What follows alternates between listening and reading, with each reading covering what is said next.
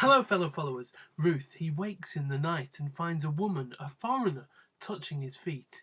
He rubs his eyes. He had been dreaming of kings. Transactions legalized by taking your shoe off, a woman that sneaks into a man's bed in the dead of night, and a girl that actually likes her mother-in-law. It's time for the Book of Ruth! Unlike all the other books we've done so far, Ruth is actually one of the shortest books in the whole Bible. So we can take our time.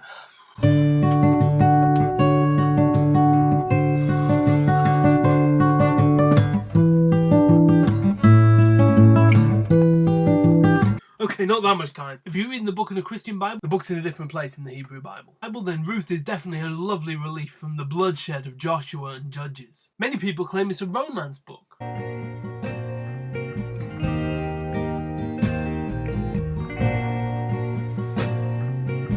But it's not at all. In fact, if it's a book about love, then it's about the love between a woman and her mother-in-law. In fact, the story, unlike most books in the Bible, is very woman-centered, with some scholars suggesting it was written by a woman. As well as that, the book actually reads like a good story, not just a list of facts which some of the other books we've looked at are. In fact, it's a cracking drama in 4 acts with a beginning and an end.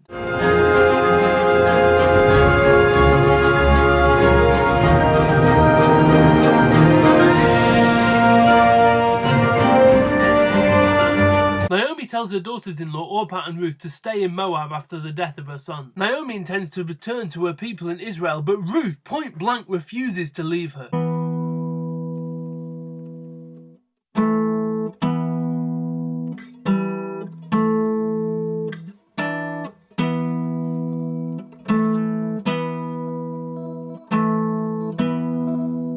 Because of their poverty, Ruth has to gather leftover barley in the fields of Naomi's relative BOAZ. But BOAZ likes what he sees and he shows special concern for Ruth.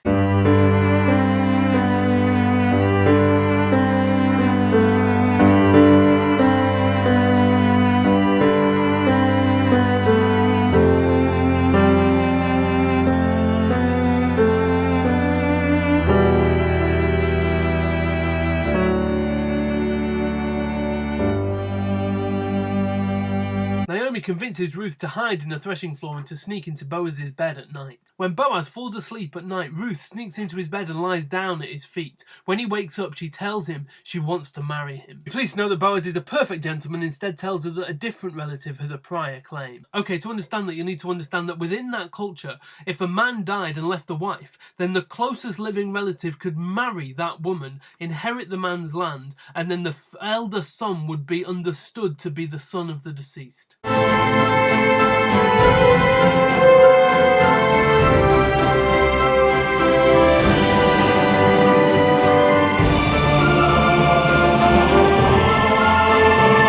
At the city gate, where in that culture all business took place, the other kinsman renounces his claim and Boaz marries Ruth. The ending then tells us about Naomi's joy and lists Ruth's descendants. We're ending in King David. It makes Ruth an ancestor of Jesus himself. The book is a book all about people that act above and beyond the call of duty, people who act with love and generosity. Ruth acts with extravagant love, leaving everything she's ever known in order to go and take care of an elderly mother-in-law. Boaz goes above and beyond what the law requires to marry Ruth and look after her and Naomi. The book also shows us that God is concerned not just with the big things, but with the individuals and individual families. That he's a God not just of the Israelites, but of the Gentiles as well. His plans to bring a saviour into the world include an ordinary Gentile like Ruth, and his plans include you too.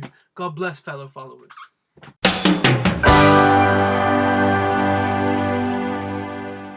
After the joke at the beginning, I think I better clarify that both myself and my wife adore our mother-in-laws.